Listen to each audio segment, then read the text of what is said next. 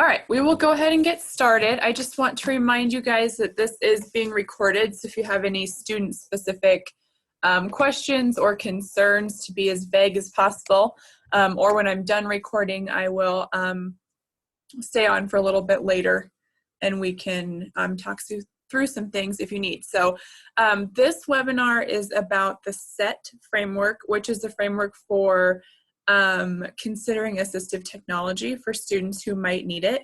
I attended a conference, well, some sessions at a conference on this earlier this year, like in January and February, at a big assistive tech conference, and I really liked it. So I wanted to make sure one of my Magic One Mondays was about this.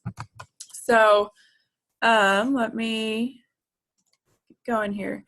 This is me. My name is Jessica Broderick. I work at ESU 13 in Scottsbluff, Nebraska. So if you guys have any questions afterwards or need extra copies of anything or whatever, my email is there, and I'm always happy to answer questions and think through things, whatever you guys need.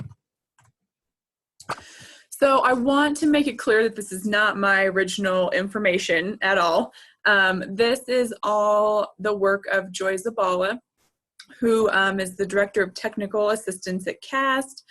She developed this framework. She's a member of QUIET, which is Quality Indicators for Assistive Technology, President of Tech and Media for the Council for Exceptional Children. So is involved in a lot of assistive technology related things. So this is all her framework, and I'm just going to be telling you about it. There are some forms that I'll go through with you at the end, which are from her website, which are reproducible, and you can modify them as you need, just as long as you maintain her her credit or her name on those. So I did get to see her speak in person, and so that was really cool. So this is her work that I'm just sharing with you guys today. Okay, so the SETT overview really tries to focus in on what are we considering first. Are we considering the students we have from like a person-centered planning kind of approach, or are we considering the technology we have and trying to make it fit to our students? And so when I heard her speak, one of the things that she really was passionate about sharing was that she sees so many times in her assistive technology consulting that there will be something like, well, we have this computer program, or we have this iPad, or we have these apps, these things. How can we make those work for this student? And what she really wanted to do is flip that and just make sure we are considering the student first and approaching it from a more person-centered planning approach. So this is kind of a person-centered planning for students who might be using assistive technology. So the SETT in SETT is students, environment, tasks, and tools. So we'll go into a little bit more about what each of those steps looks like. And then I have some sample forms that I want to show you, and some that I just quick filled out with a made-up student, and what that process would look like if you were going to use that in your schools. So the whole overview and framework is based on that in order for us to develop a really good system of tools, and the tools are our assistive technology things that we're using, whether those are low-tech things, high-tech things, computer things, things we've made, things we've purchased, whatever it is, that to have this whole really good set of tools in a system, that you need some things before that happens. So the first thing you need is a shared understanding of the student. And one of the big pieces of the SETT framework is that this is all done as a team. This isn't done as, just the resource teacher, just the parent, just the SLP, just whoever. It's really coming together as a team and sharing that knowledge and the expectations that are placed on that student in various environments. So there's a shared understanding of the student, including their strengths, their weaknesses, any functional concerns there are, barriers that they're facing, things like that.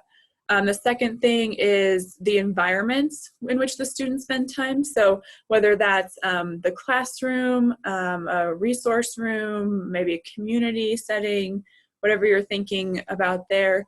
And then the tasks, which are the expectations that are placed on that student in those environments. So what exactly is required and what what the team considers active participation, or what the team considers to be the goals and the expectations for those environments. So we look at all of these things first, and then we look at the tools. Instead of trying to fit the students to the tools, we try to fit the tools to the students. So everything is done as a team, like I said. And so the first thing when we're thinking about the students, obviously this is our big one. We want to consider what they want, what they like, what strengths they have, and consider what challenges they're facing. So some questions to ask when you are running through the student portion of considering things are what are the areas of concern? And what is the most important? So maybe if you have 10 things you'd really like the students to do, to kind of rank those and see what do we want to focus on, what is the most important. What does a student need to be able to do that is currently difficult or impossible at this time? So what do we want the students to be able to do as a result of this? And you want to consider the needs related to your areas. So if you're concerned about communication, or you're concerned about mobility, or you're concerned about sensory things, what are the students' needs related to those areas? And what are their current abilities? So we want to be able to build on their strengths and really use those strengths that we know as building blocks and scaffolding towards getting more independence. What are the expectations of the student? Depending on your student, maybe the expectation is participating for 5 minutes, and that's all you can do right now. Or maybe the expectations is that they will write a paragraph or a novel or whatever that their other classmates are doing. So being really clear about what those expectations are. And always considering their interests and preferences, because of course we know that students will be more likely to work with us and work well with us if we're trying to do things that they like. So when you're considering the students, those are some questions to think about, and some bullet points of what to include in that consideration. The environments circle around where things are happening, what that environment looks like, what the challenges are to those environments. So you might be considering things like the arrangement of the physical space. So whether that's the instructional environment, if they need to be in a smaller class, or one-on-one time, or they work better with a peer mentor or whatever, and as well as the physical environment. So is it a space that's easily accessible by a wheelchair? Or if they have a hearing loss, are they sitting in the best place for them to get the most information, or something like that? I want to think about what support is available to both the students and the staff. So if the student is working with a paraprofessional or working with the teacher, and then what kind of support? So are there trainings? Is there professional development? Is there something like that available to staff to help them support this student? We want to look at the materials and equipment used by others in the environment. So if we can solve a problem for a student by using what everybody else is using, like that would be awesome. And that comes into play in the forms later as well, and I'll show you where that is too. So what school-wide things or classroom-wide things, grade level things, whatever, do other students have, and is that something we can play off of? If the student has any access issues, whether that's a physical access issue and maybe they have some physical impairments, or technological or instructional, so maybe they have a vision impairment and they aren't able to access written material the same way other students would, or a hearing impairment and they can't access auditory information. So any access issues we're looking at. And then part of the environment too is the attitudes and expectations of what that what the team expects from kids. So what's important at school, like we know, isn't always what's important at home. And so what are the expectations at school? What are the expectations at home? And what the attitudes are, because sometimes there might be people in that classroom who don't necessarily think that the student can do whatever it is we're expecting them to do because of their disability. So I'm going to look at those things as well when we're looking at environment. The third thing we look at is the tasks. So this is actually what the students are doing. What are they doing? What are we expecting them to do? What does progress look like? What does success look like? Those kinds of things. So I want to be as specific as possible, especially when we're very first considering this, so we can know what progress looks like. So we want to look at the specific tasks in the environment that help them make progress towards the goals and towards IEP goals and objectives. So what are we doing right now that is helping them to make progress? Or what are we trying right now that is not helping them make progress? And what tasks are required for active participation? And active participation might be something that you guys as a team need to define, because active participation definitely looks different for various students and abilities of students. So what does communication look like for that student? How do they communicate, or how much do they communicate to be considered an active participant in the classroom discussions or the classroom environment? How will they respond to instruction or participate in class projects, class discussions, those kinds of things? How productivity is just how much do we expect them to get done? Are the expectations the same as all the other students? They do those 20 math problems, or is that what level of productivity do we expect and would be considered success? Can they control their environment? Can they, if they are cold, are they able to, put on a jacket?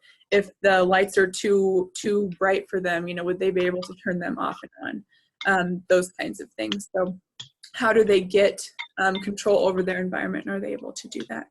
So those are some things that we look at when we're looking at tasks. Do you guys have any questions about students, environments, or tasks? How does playground equipment play into this for a student who might be both using walker and wheelchair in classroom environments at a kindergarten level? So I would say that would be up to the team. Like, what would success look like? What does it look like if they're playing with their peers? And I would probably lean on having your physical therapist in that discussion, and what they could be expected to do, and those kinds of things. So as long as you're defining what that participation looks like, what success looks like, and everybody's on the same page with that, Mandy. Okay, thanks. Mm-hmm.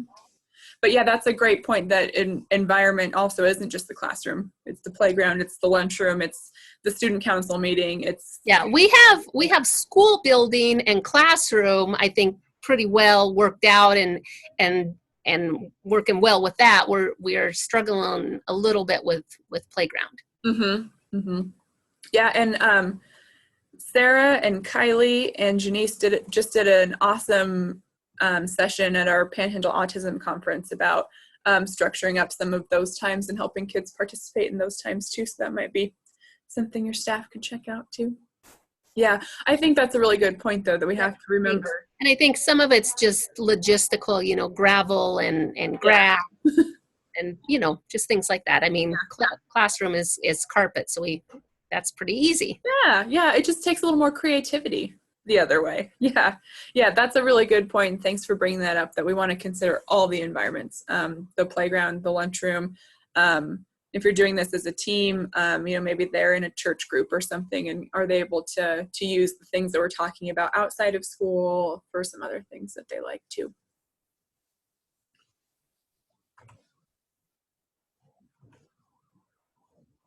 Okay, so before we talk about tools ever, we want to make sure that we have addressed the S, the E, and the T.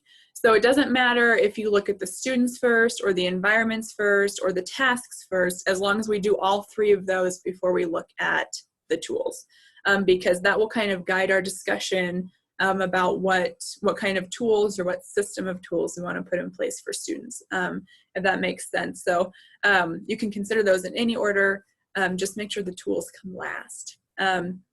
So for the purposes of this framework, tools are devices, they are services like speech therapy, physical therapy, whatever, strategies that the team is going to use, any training that the team needs, whether that's, maybe you're working with a communication device and so the team needs trained by the SLP, maybe there's a new power wheelchair and so the team needs trained by the physical therapist, whatever that situation is, and any accommodations and modifications that we're making. So tools isn't just like they're a really high-tech tool thing that you're giving them and spending a lot of money on. It's just anything that we're using to help that student. So anything that they need to help them be more like their peers or participate more like their peers. So don't think of a tool just as that one specific thing that you're hanging your hat on. If that makes sense. So when we have considered all of that, students, environments, and tasks, we look at, can we expect them to make progress? So we've considered all of these things. We've considered we've considered the strengths of the student, the barriers they're facing, functional limitations. We've considered the environments that they're in on a regular basis. We've considered the tasks that they're asked to do. And so once we've thought about all that, we need to ask ourselves do we expect that the student will not make reasonable progress without assistive technology tools? And if the team decides, yeah, we do think that the student won't be able to make the progress we expect without any assistive tech, then we move on to consider, what does that system of tools look like? What features does it have? And not necessarily the specific thing, I guess. So not like the iPad mini with this or whatever. We want to consider the features, like we need something that does this and this and this. So considering those features. And then there's a whole section for brainstorming specific tools after you've thought about the features that could be included in the student system. And then we're going to select the most promising tools for trial in the natural environment. So that's kind of how we think about tools once we've considered all the other student-centered stuff.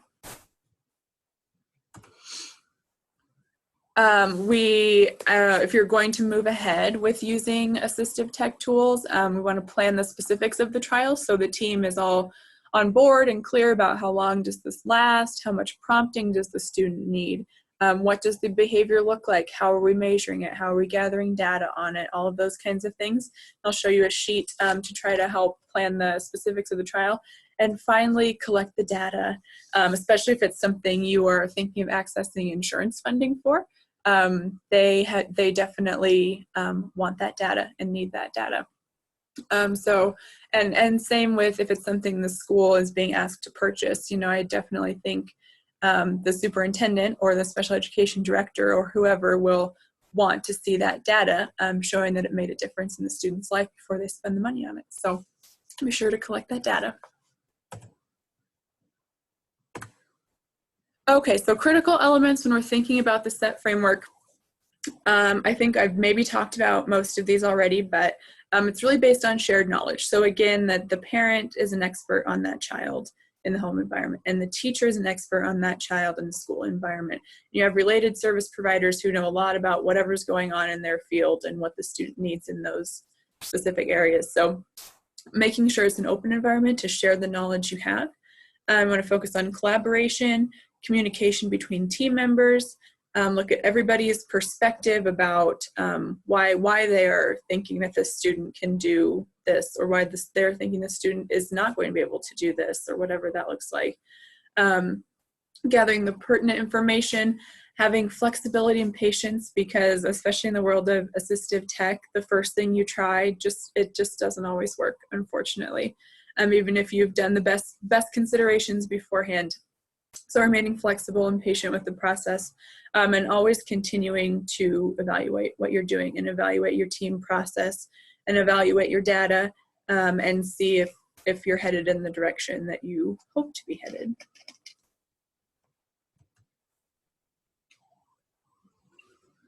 Okay, so I wanted to show you, I have 4 forms, which are, again, Joy Zavala's forms, not mine, that I wanted to show you. So if you want to follow along on your own computer, or if you just want to watch, I'm going to show them to you, so whatever. But if you want to use these, here is a Google link that you can access, a Google folder I made that contains those handouts, or you can scan this QR code with your phone or tablet or whatever, and it'll take you to that folder. So there are 4 forms to kind of help you through this process. The first one is a scaffold for gathering data, then a scaffold for considering assistive technology, and then a scaffold for selecting your tools, and then an implementation and evaluation plan. So I'm going to get out of my presentation here and show you what those look like. So this is the first one, and this is about gathering your data. So when you're first starting to look at the student environments and tasks. And remember, I said these are the 3 things we have to consider before we even start to talk about the tools. So that's why this one is first. Excuse me. So this first page just kind of tells you what to include in each section. So when we're thinking about the student, it's information related specifically to the student, areas of concern, special needs, current achievement, interest, goals, whatever's the most relevant information about that student. And then here are your objectives as a team to build that shared knowledge that can be used to identify the need for tools, guide decisions. You can determine what you don't know, what you might get into this process and realize that you don't know some critical piece of information. You need to gather that. Then you can add additional information as it becomes available if you're doing evaluations or whatever. When we're looking at the environments, so this is where you're going to put your information related to anyone who's around the student or is providing supports to the student. Again, objectives, you're going to build shared knowledge about the environments, where they're expected to learn and grow. You can identify the need for environmental supports and training, determine what you still need to know. And then tasks, and this is where you're going to put information related to the details of the task the student are required to do or will be required to do. So on the second page of this is a blank one. So you can use this as a form as you're going through this with your team.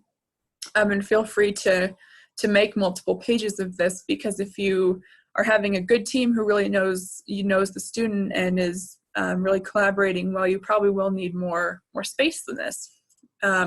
You might also divide this up and have people fill it out beforehand and come to the meeting and then share information.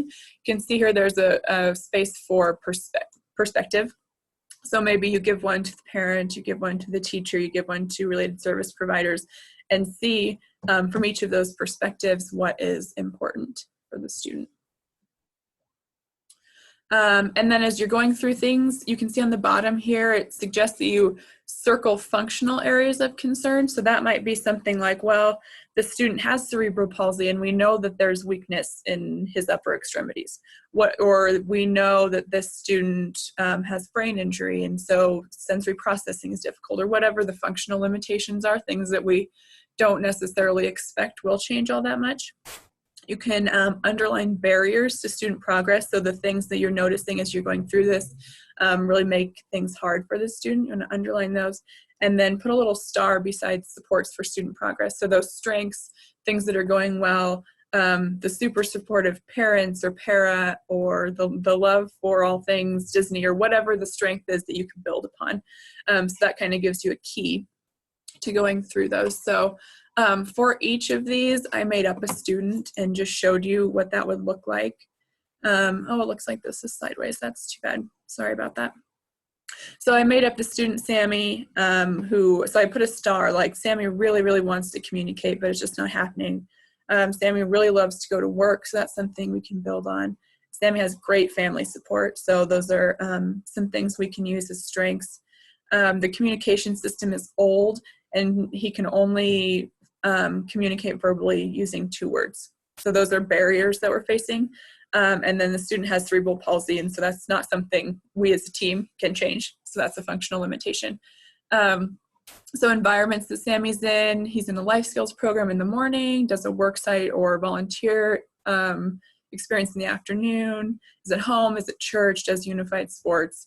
And then tasks that we're hoping we can work with this year are learning to do some cooking, cleaning, shopping, some money management, work skills, and it depends on the job site, some functional reading, and some writing using voice to text. So you see how you would just outline each of those steps there. And of course, if this wasn't a made-up student, you would have a lot more information. So I just wanted to give you an example of that. These examples are in that Google folder, so if you go to that link, it will take you right to this, so you can review the presentation if you want. And then each of the forms is here that you can save or print, and then the example there of how to use it. So after you've done all that consideration about the students' environments and tasks, the next one is just a scaffold for considering assistive tech needs.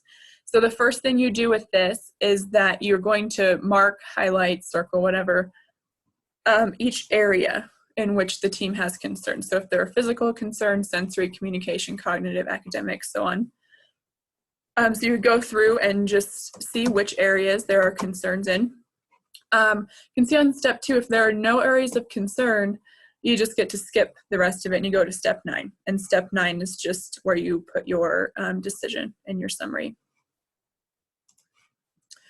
If you do have concerns, you can put each highlighted area in here. And so then if you would put whichever area, communication, sensory, cognitive, whatever, and then put the tasks in this area that are difficult or impossible right now without assistive technology. I'm going to describe what strategies are currently being used and what barriers you continue to see. And anything new, this is the first time that you're considering what tools you might be using on C, is any new or additional assistive tech that can be used to address these. So this is the first time in this whole process that you're actually going to consider the technology. Then here's a summary of consideration.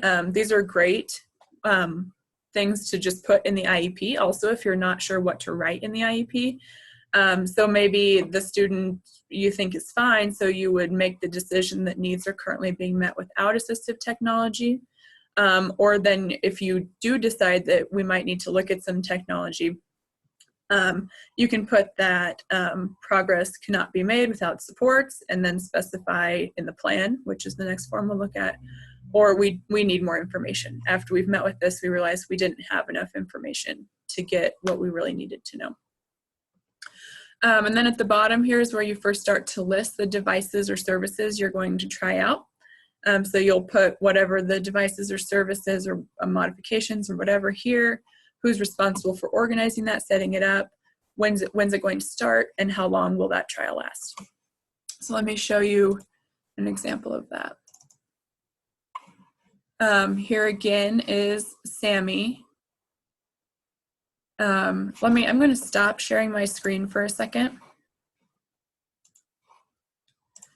because I think I have these saved where they're actually right side up, and that would be way easier for us to look at. So let me get those pulled up real quick.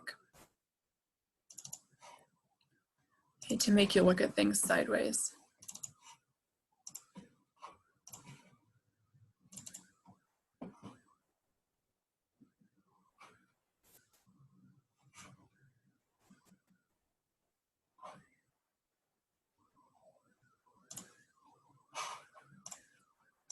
Okay, I'll share my screen with you again.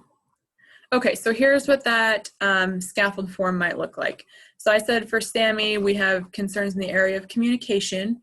There's concerns in the area of vocational performance and recreation and leisure. So maybe mom has come in and said, Sammy just doesn't really have any friends, and I want him to have friends. So since I decided there are concerns, we skip down here, and then I listed each of those areas. Here, what tasks that we cannot do at this time in each of those areas, any special strategies or accommodations that Sammy's using right now, any continued barriers for each of those areas, and then the technology we've decided we want to use to help alleviate that. So for some of these that we have some ideas, some of these we don't know, and then here's what we're going to start considering for our trial. So an AAC system, video modeling for the job, and visual schedule for job tasks. I put responsible parties, SLP, job coach resource, when's it starting, and then the duration. So the whole team is on the same page about that. The next form, After you've done that, is how you are selecting your tools, the specific tools. So this is part one where we identify the tools. So based on your S, E, and T things, you're going to put descriptors across the top. So the descriptors are those areas of concern. So you might put communicating with peers, communicating with coworkers, completing job tasks independently. I'll show you what that looks like. And then tools down the left-hand side that might be able to help alleviate that problem. And then you'll just go through and put down, okay, this tool that I'm using in the first row will help with this thing, and the other thing. And you kind of match the features to the problems you say you're having. Once you've done that, you are going to justify your choices with your data that you've gathered in the previous steps and the part one of this form as well. And then you can mark here how things are available. So if you put in an X under the S, that's something that's systematically available. So it's something that's available to all students served by the school or the program or wherever you're at. So schools that have like one-to-one Chromebooks or a computer lab that all students can use, or iPads, or flexible seating, or whatever that is, it's something that's available to all students. The P is for something that's programmatically available through special education. So maybe the special education department has 10 iPads or whatever that are for student use that you could borrow and try out, or maybe they have some alternative seating, maybe they have whatever it is, and it would just be a matter of getting that from that program.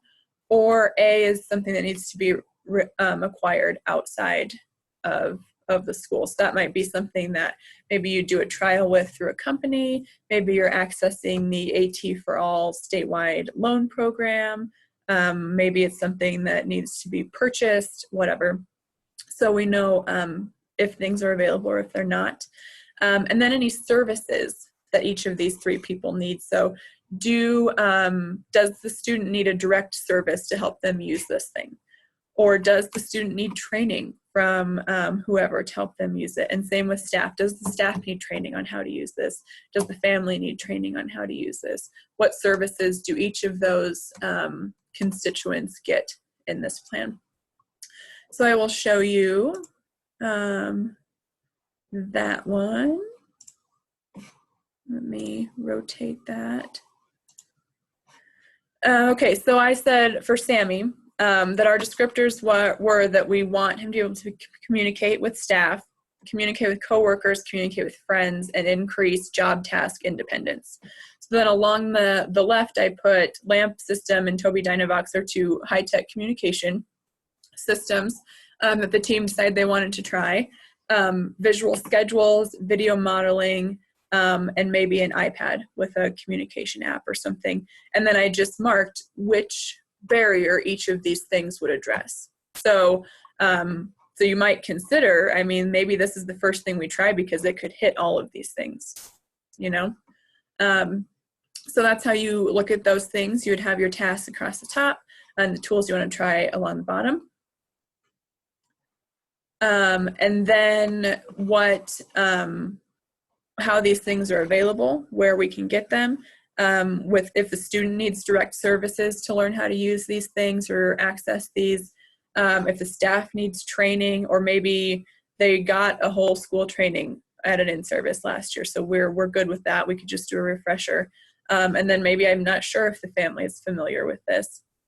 So then you just mark who needs training, who will do that training, who's available to do that training, or where we can get that. Last form is your implementation plan. I really, really like this form, not just for this, but for a lot of things. I think it has a lot of good considerations in it. So it goes through steps. So you're listing your team members, you're listing what area you are looking at for this specific implementation. So you might have multiple of these. You might have one where you are looking at communication, and you might have a form where you are looking at sensory needs, and you might have a form where you're looking at writing needs, or whatever that is. So then it just goes through all of these different questions. So what are the important frequently occurring activities that give you provide embedded opportunities? So we don't want to add more work to anybody, family or teacher, but what opportunities or things is the student already doing that we could add this thing to try it out? So that you're looking at when, where, and with whom you'd be doing that. Number 2 is if there are any existing barriers that make the performance of these skills. So again, we're looking at the barriers. 3 is identifying the tools to be used, which we've already done because we've already come up with those things. 4 is if we need any additional strategies or accommodations or modifications in addition to the tool we're trying. So anything that will be added to the trial of that tool to make it more powerful, more participation or something like that. 5 is when and how tools and strategies will be used within the activity. So if you're doing an activity where you are doing some shared reading of a book, how will the student participate in that using whatever you're trying? What conditions, maybe what questions are you asking, what prompts are you using? 6 is about the prompts or cues. And in italics here, it says include strategies for fading cues. So we always want to include how we're going to pull those supports away from students so we don't have students who end up being dependent on those cues or prompts. We want them to be as independent as possible, so we always want to have a plan for fading those things and taking them away. Major areas of expected change. So that might be a change in communication or how much they participate or how much they get done, and how that's expected to occur. So maybe it's an increase in independence. Maybe it's that they are faster. Maybe they are more accurate, like they get 70% of things right instead of 50%. They're able to do more. They're able to do things more often. It's more independent and spontaneous. They can do things for longer, whatever that criteria is, how you're looking at the change to occur. And then 8 is describing what successful participation looks like for the student. And we want to make sure we define that in an observable and measurable way. So what is the criterion? Does success look like getting 5 things right? Does success look like communicating with a peer? Does success look like completing a job task independently? Whatever that is, we want to make sure it's observable and measurable so anybody that comes into that environment and is looking at that data knows exactly what we're talking about. And it can be the same across different observers or different environments. Number 9 is if there are any factors that might undermine reaching success. So if there's anything that adds a little complication or a glitch or throws a wrench in the plans, to kind of think about those and how will we mark if that is in the data. What's that look like? 10 is about your data collection. So what's being collected, when it's being collected, how it's being collected, all of that. 11 is how we change the plan. So if we see that it's not working, or maybe it's working like way faster than we expected it to, how will we modify the plan? And what does the team feel is a good way to modify that, and agreement about that? So one person isn't just making changes or anything like that. And then 12 is your action steps. So what's being done, who's doing it, what's the timeline, and how will they show it's been done? So I did not do an example of that one. There is an example here where I just made some notes on that form that I thought were important points to that. So those are the 4 forms that will help you think through these things as you are, if you're interested in using this framework.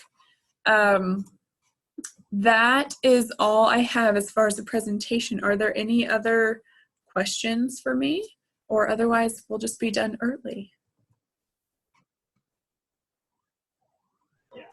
Can you send that link? When I tried to scan the code with my phone, it gave me your PowerPoint, but not the link to the Google Drive.